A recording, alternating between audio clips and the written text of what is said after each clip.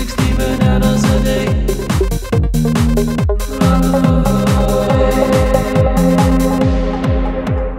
Now I'm going to be discussing Chris Froome's Grand Tour winning diet.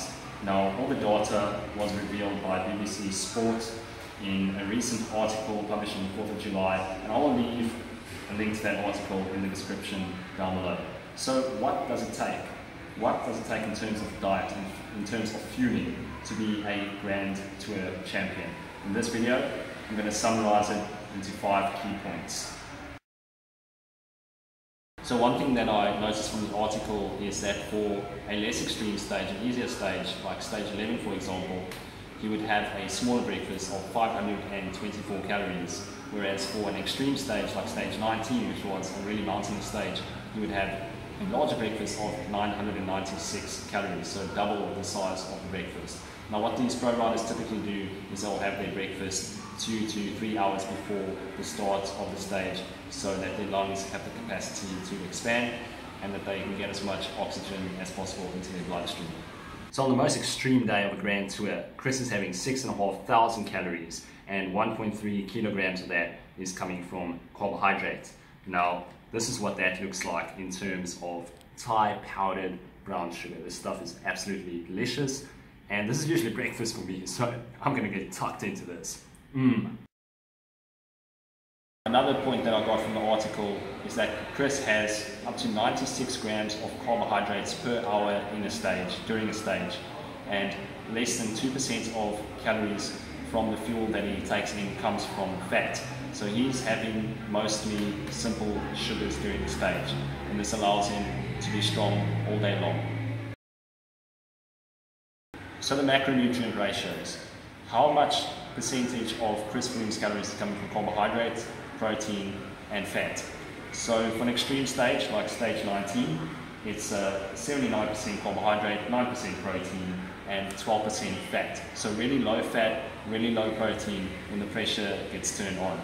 And for a less extreme stage like stage 11, it's 66% calories from carbs, 23% from protein and 11% from fat. So for both stages, whether it's less extreme or more extreme, still a low percentage of calories coming from fat, 11 to 12%.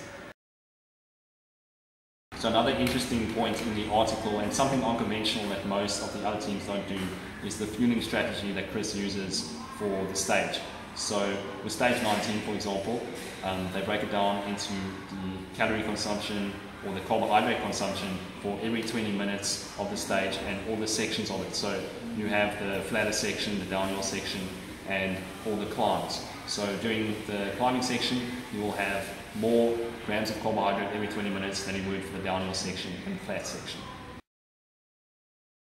So for the carbohydrates that Chris consumes, he's having mostly refined carbohydrates in the form of syrup, rice, Haribo sweets, rocket fuel, which is a mixture of maltodextrin and fructose, juice, jam, pancakes, honey and gels.